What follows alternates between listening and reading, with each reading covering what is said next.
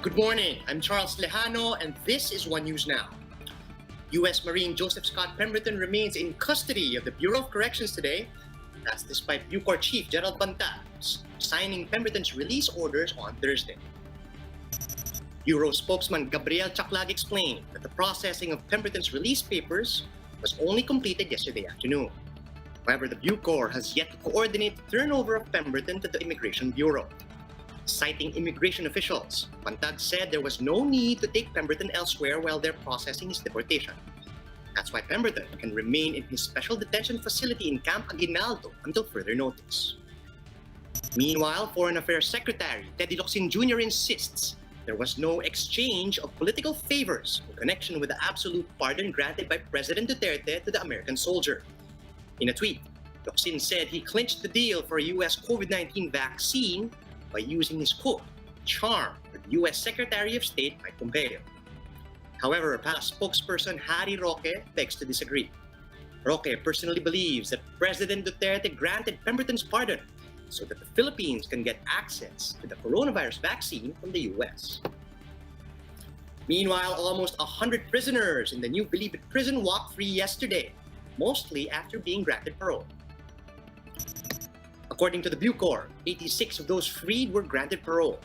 6 were acquitted of their charges and 1 served an expired sentence.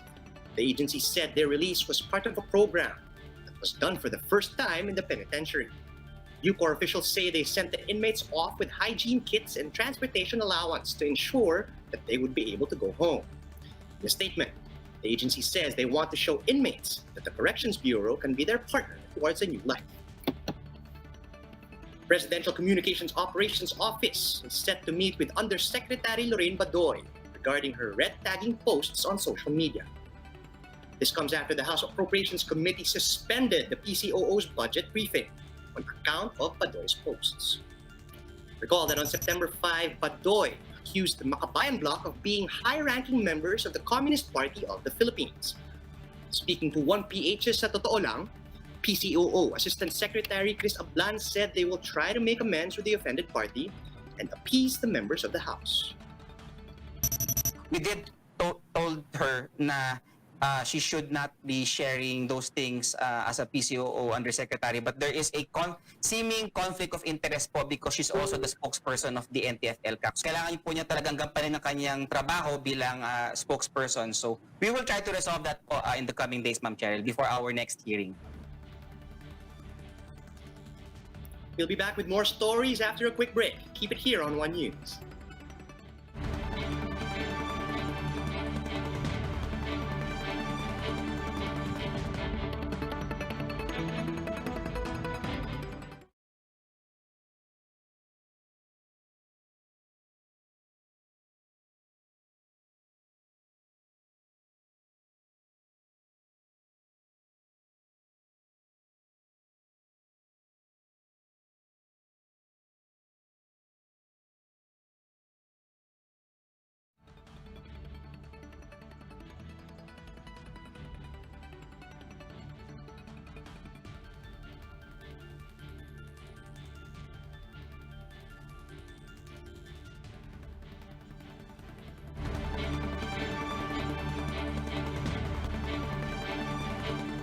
You're still watching One News Now. I'm Charles Lejano.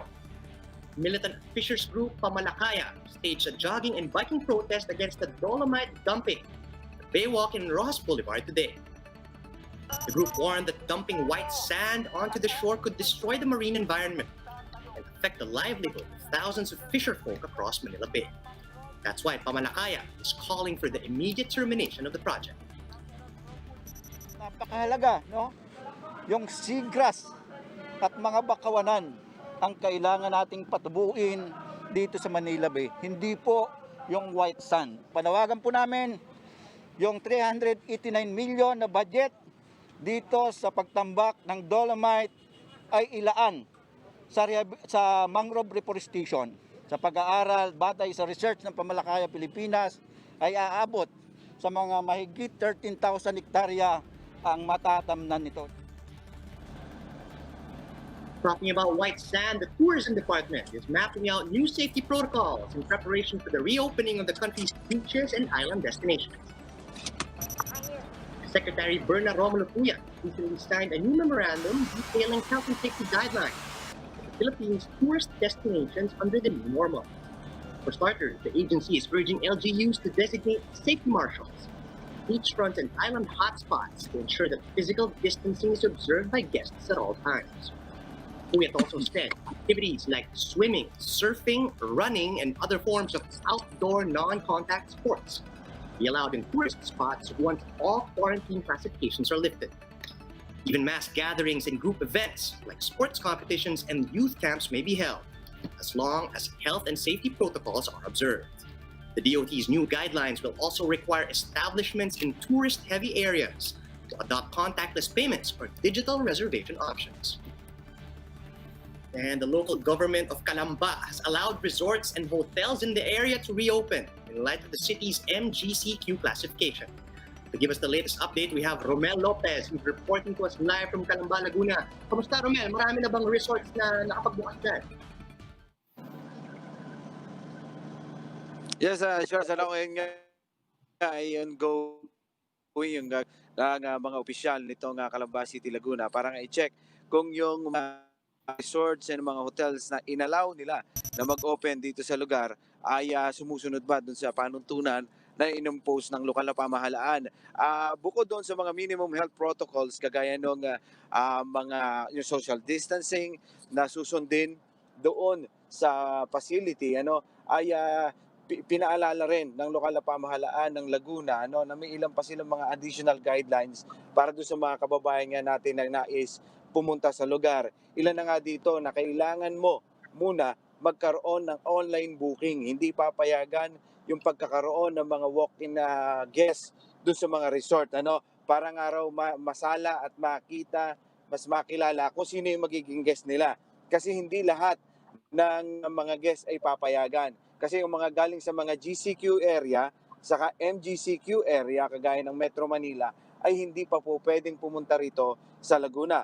Pero pag kayo po ay may mas mababa o mas relax na quarantine, ay pwede na po kayo pumunta rito sa Calamba, Laguna. At bukod po doon, ay inaasahan din na yung mga guests, ay magpi-fill up ng mga tracing form ng maayos, kasi ang panawagan nga ng LGU ni Mayor Justin Chipeco, ay pinagbigyan yung mga resort owners, pinagbigyan din yung mga kababayan nating atat na mag-swimming ngayon sa Laguna, na sana naman daw ay sundin yung mga minimum health protocols para at the same time na nag-i-enjoy tayo ay hindi naman natin may kakalat o malalabanan natin yung transmission ng COVID-19, Charles. So, gano'n naman yung mga presyo naman ng mga resorts ay hangga't maaari ginawa pa rin naman daw affordable.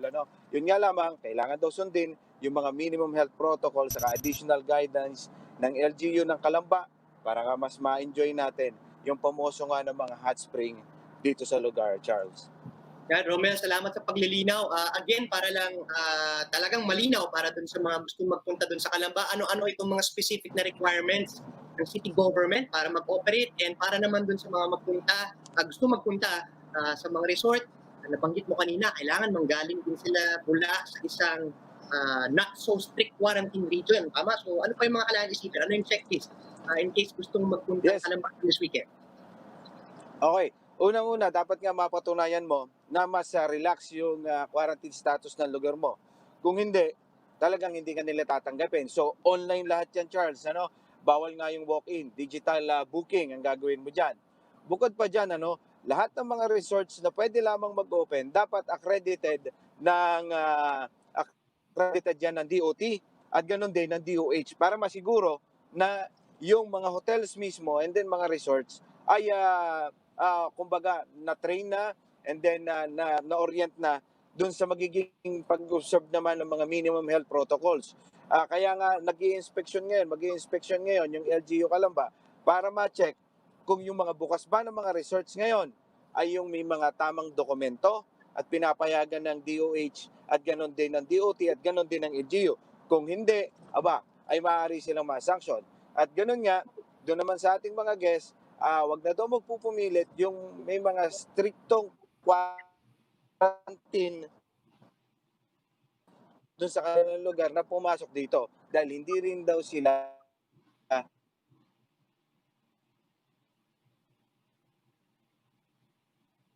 Charles. Alright, maraming salamat, Romel. Again, that was Romel Lopez reporting live from Calamba, Laguna. For more updates, be sure to visit News 5, Philippine Star and Business World online. Be sure to check out our website, onenews.ph, for more in-depth analysis. And you can catch One News on the Signal Play app. Register for a free account at www.signalplay.com so you can stream One News live anytime, anywhere. I'm Charles Lejano. We are One News.